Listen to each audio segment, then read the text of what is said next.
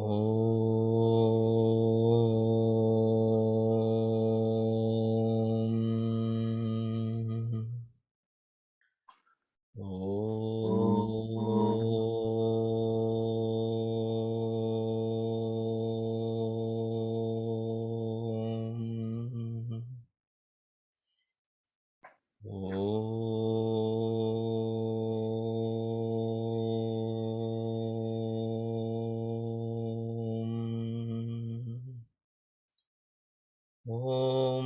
सहनाववतु सहनौ भुनक्तु सह वीर्यङ्करवावहै तेजस्विनावधीतमस्तु मा विद्विषावहै ॐ शान्तिः शान्तिः शान्तिः गुरुर्ब्रह्मा गुरुर्विष्णुः गुरुर्देवो महेश्वरः गुरुरेव परं ब्रह्म तस्मै श्री गुरवे नमः तस्मै श्री गुरवे नमः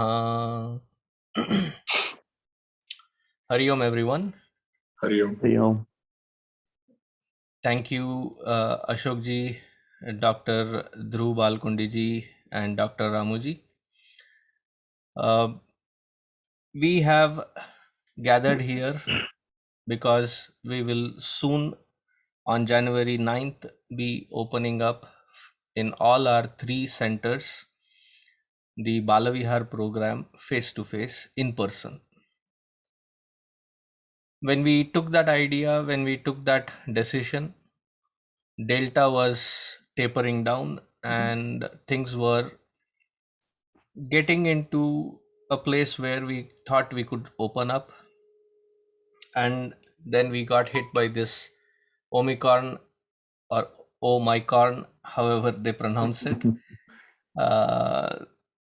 So that is taking a surge right now, but we are taking the measures which I'm sure Ashok ji will describe, and we have talked to several doctors, and today we have Dhruv Balkundi ji with us. He is the pediatrician, child specialist, and Dr. Ramu Rangineni ji, who is an internist, both of them frontline doctors who have been facing this, seeing it right since about 2 years ago when all of this started, approximately, and they have been consistently with it, facing it, seeing it change, drift, and many times.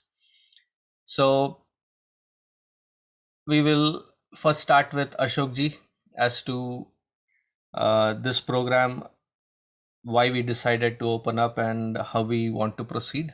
So Ashok ji.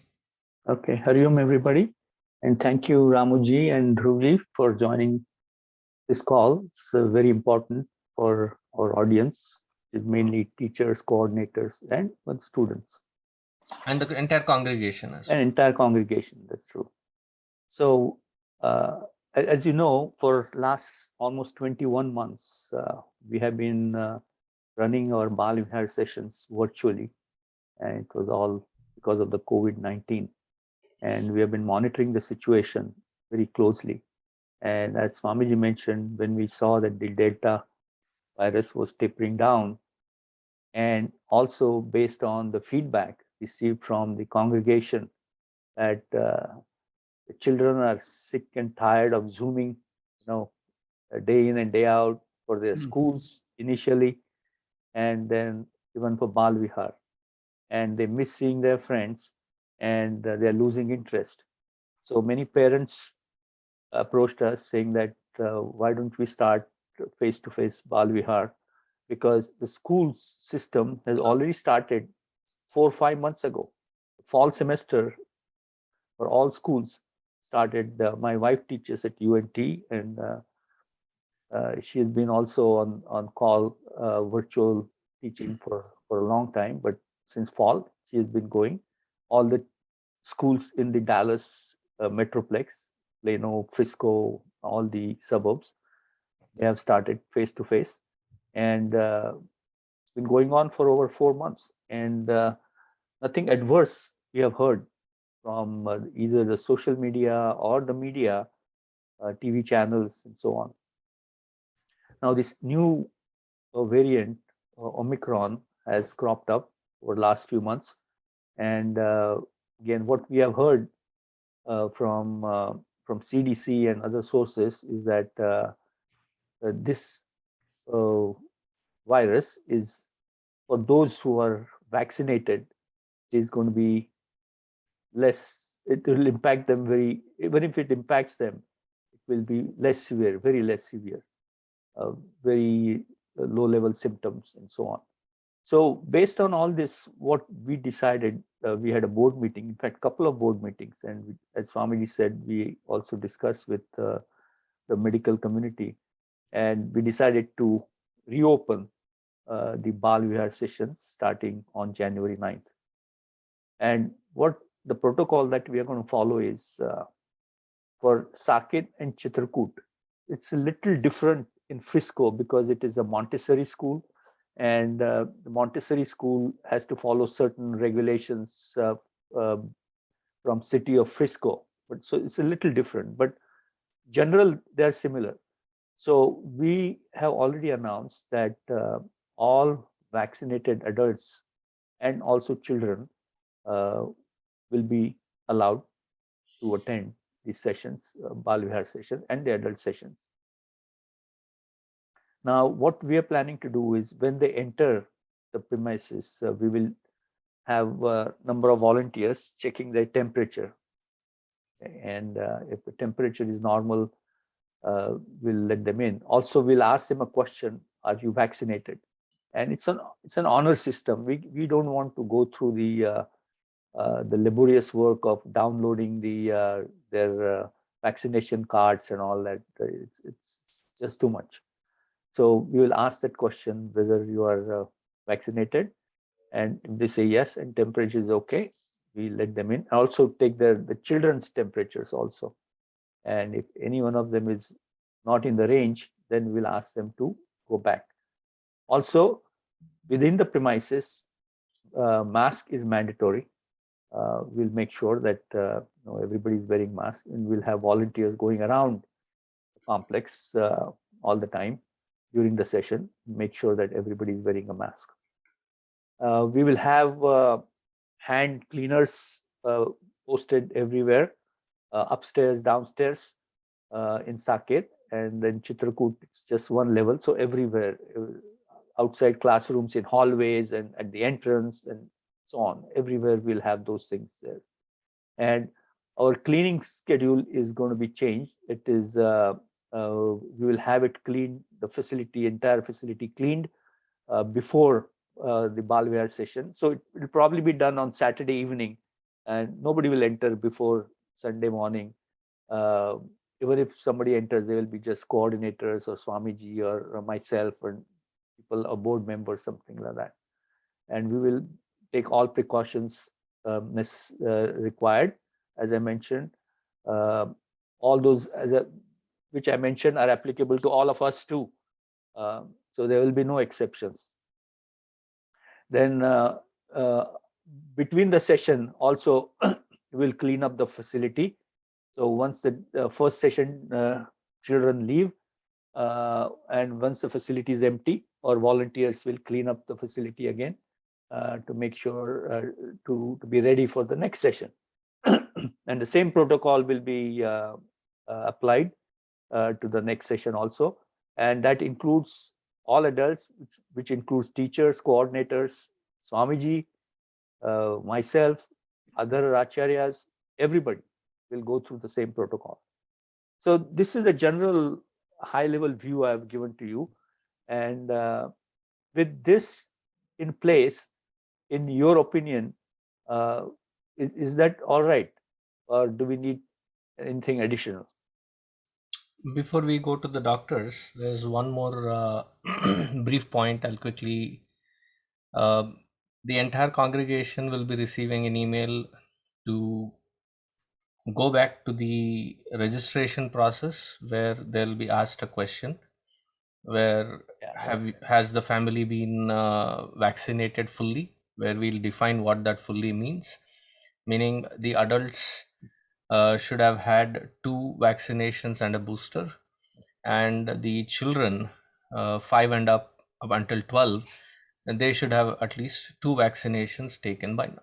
That is what we mean by fully vaccinated, and the facility will be open only for fully vaccinated people. So having said all of that, my first question to both the doctors is, with this coronavirus, Delta variant, and now the Omicron, how does it impact? Does it impact the vaccinated people versus how is the effect on those who have not been vaccinated? So, Dhruv Garu, if you can. Yes, Hari Om, Swamiji and Ashokji and Ramoji. First of all, we are dealing with a different variant in the way that it is in good way. It is better than what it was when the Delta variant hit the world.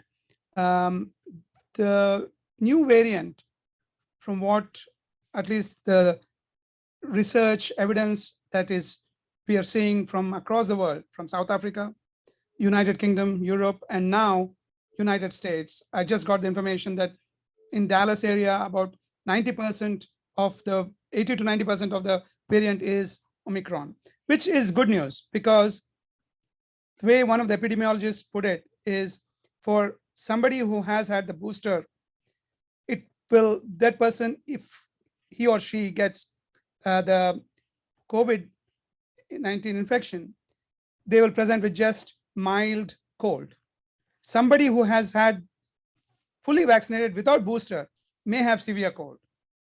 So, and since we are dealing with a population which is all vaccinated, I think we can be rest assured that it is mild, maybe moderate, and everybody has recovered. The rate of hospitalization in children's hospitals with COVID has not gone up. So those are all good news at this point. Thank you. Being in the front line, seeing all kinds of patients, especially from different age groups, as an internist, how is this Omicron taking effect on those who have been vaccinated? How do you see it? And how safe will we be when we get into a face-to-face in-person sessions? What would be the precautions? So put 3 parts to the question. So if you can, Ramuji, be. Okay, Hari Om, everybody. Thanks for having me here.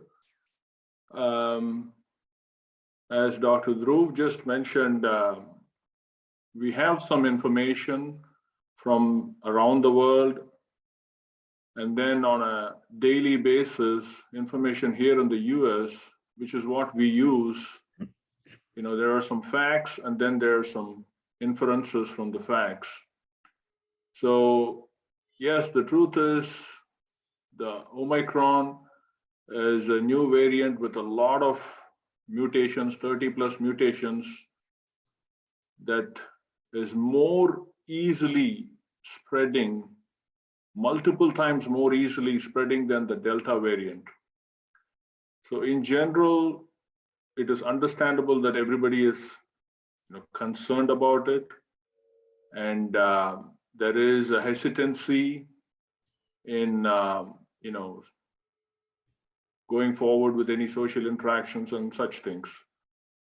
Having said that, we also have enough information, factual information, that tells us that so far this Omicron strain has not been as virulent as the Delta, meaning the illness that it causes does not seem to be as serious as the Delta, period.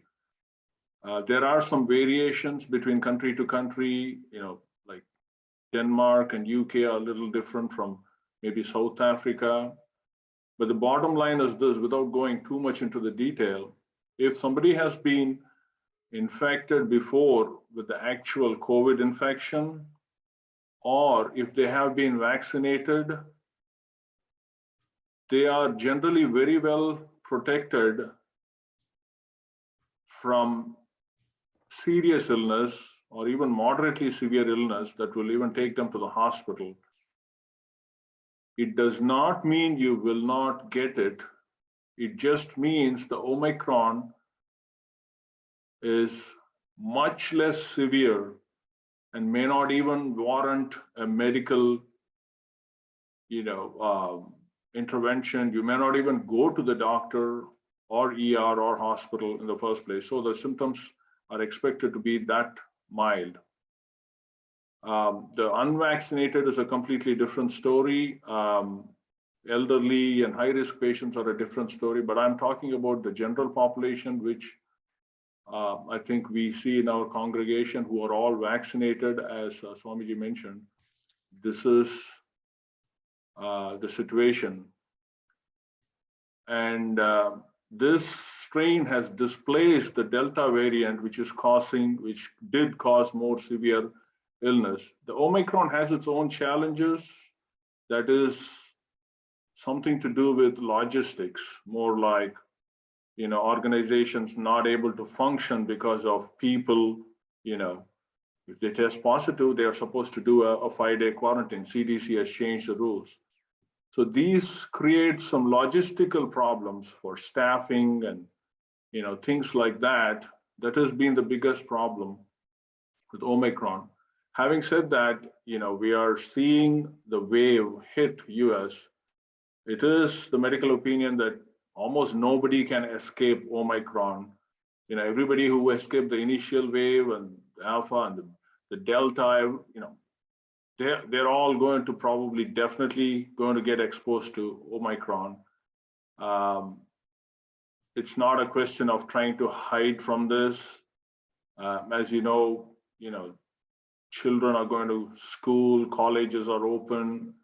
There's just too much exposure as it is. So it is really impractical to think that anybody is going to just hide out this variant. So having said that, what can we do going forward to minimize whatever effects they are that we can get from Omicron? It still pays to take all the preventable measures. Even though it's a milder strain, doesn't mean you have to go out of your way to get it. So the precautions which have been already stated are all very appropriate and adequate precautions. Number one, obviously, vaccination is a must. 90% of the medical community and most of the world is in agreement with this. There's just, absolutely no point in even wasting a second talking about that. Vaccination helps. It is a must. The next is the actual interaction where, you can intervene as number one, masks.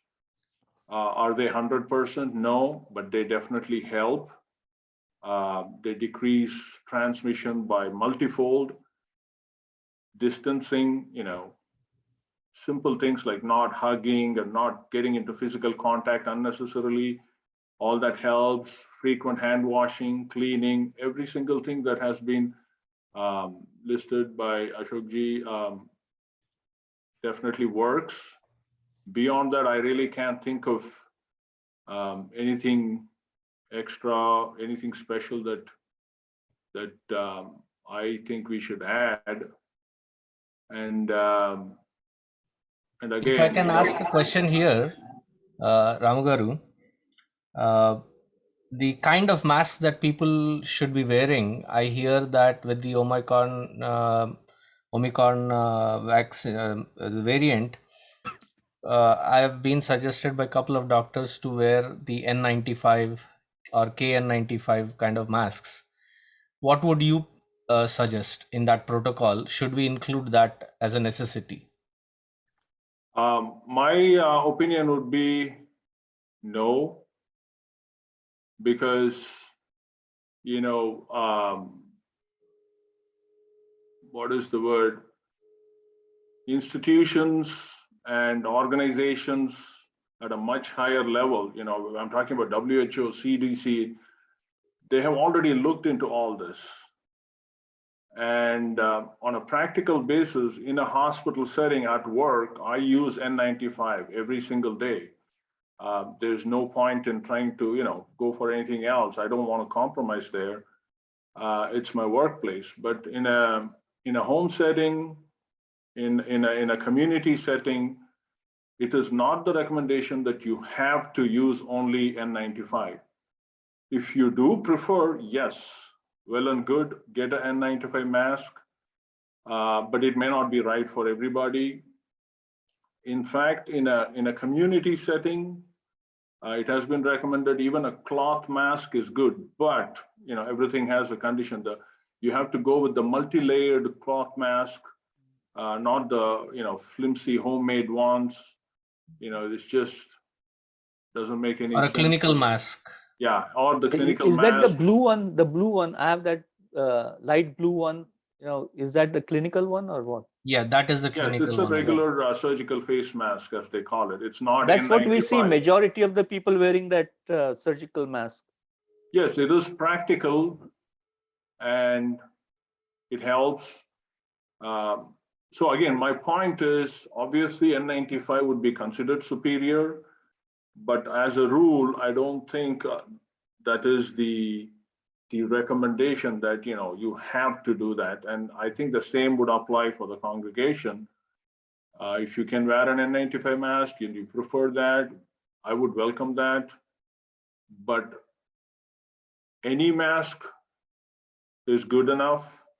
And when two people are masked, the chances of one, if both the people are not masked, then everything is haywire. If one person is masked, there is a protection. If both people are masked, there is the maximum protection.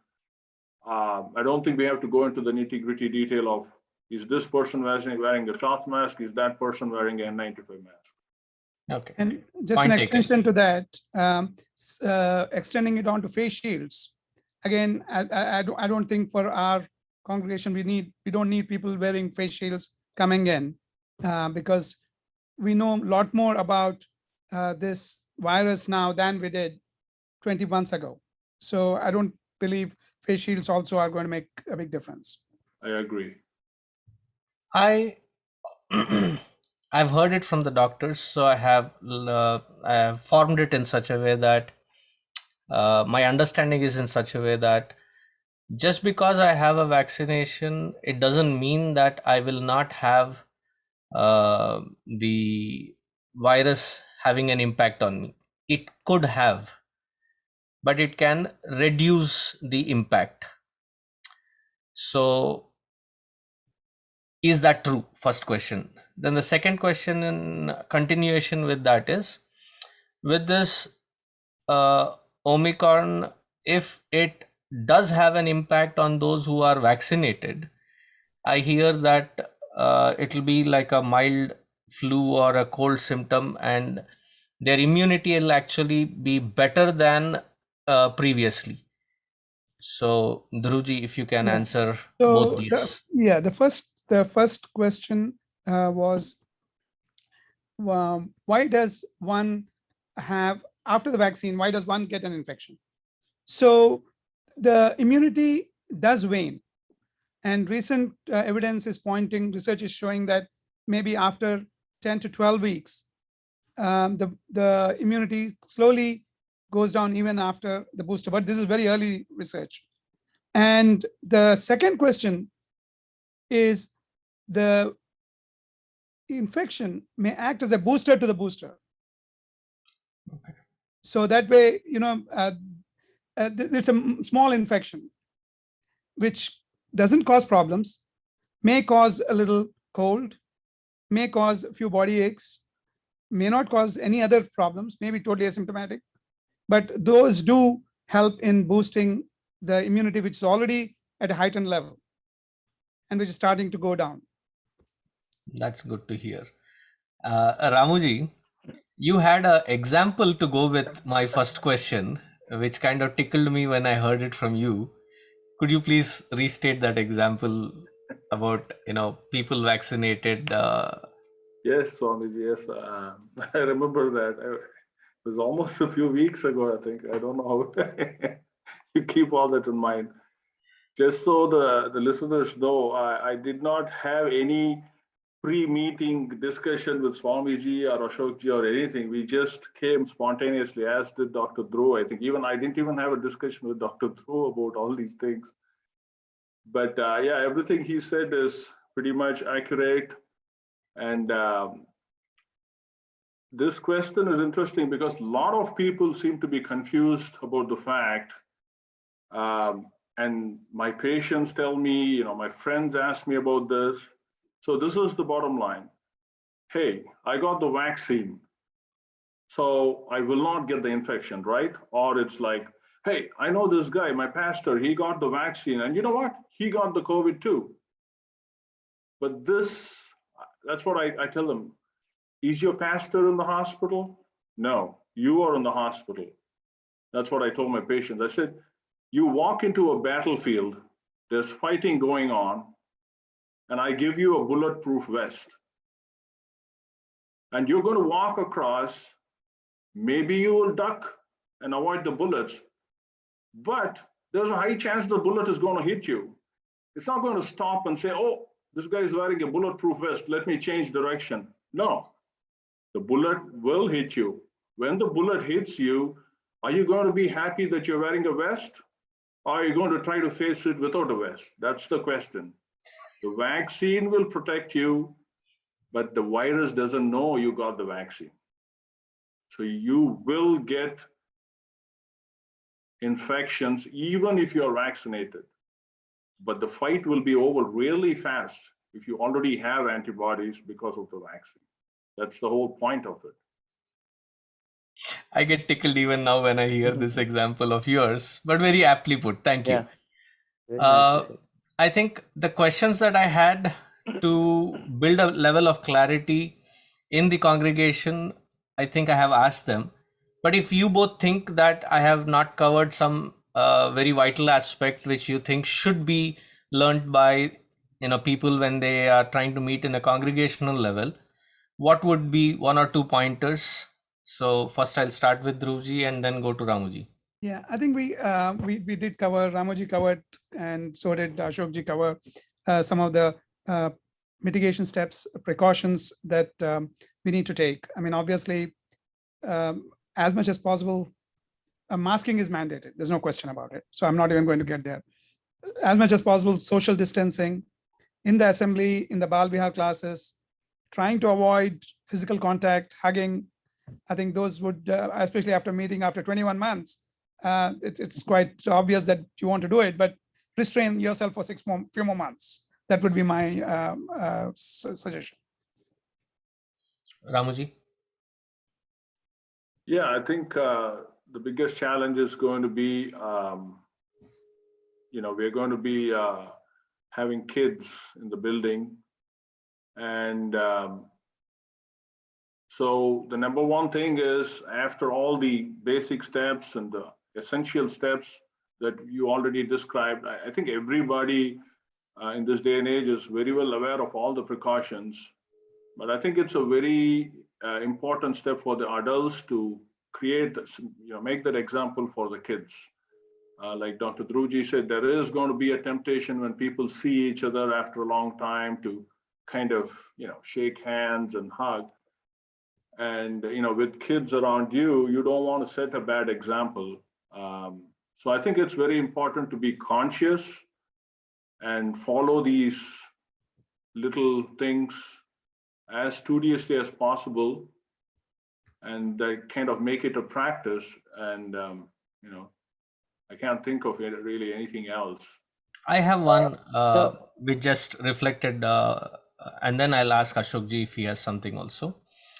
One was, if there is a kid that we find has some sniffles or cough and cold symptoms, and it should have been caught at the gate itself and turn that kid away immediately. along with the parents to send them back home. But if it happens in a classroom environment and we recognize, we will ask that kid to step out, ask the parents to come pick them up, and inform all the students to be watchful and careful and be on the lookout. And between each session, there is a 1 week gap. So if any, there should have been a recovery and they should be back. So this is the plan and strategy. We are not going to dismiss the entire class, just that one student, ask them to step out and send them back home. Do you think that much would be sufficient? I think so. I think that's reasonable. Okay. Yeah. Thank you. Ashokji?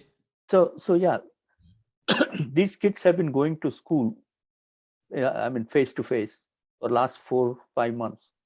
So I think they must be much more disciplined. They know exactly how to. It's the adults that need to be more careful. That's my opinion, because kids are trained. They've been doing it for last 4.5 months. I mean, true, because I was telling on the top of my lungs to the group of people that came for the satsangs for the adults when we had just opened up in the last 3 weeks. And I was clearly stating that, please, the best way to communicate your love and respect for each other is with a Hari Om and from a distance. Do not hug. As I was saying this, like, little detailed varieties of monkeys, they jumped and they were looking like if I was not looking their direction, and they were like trying to hug each other, because yes, the excitement is there.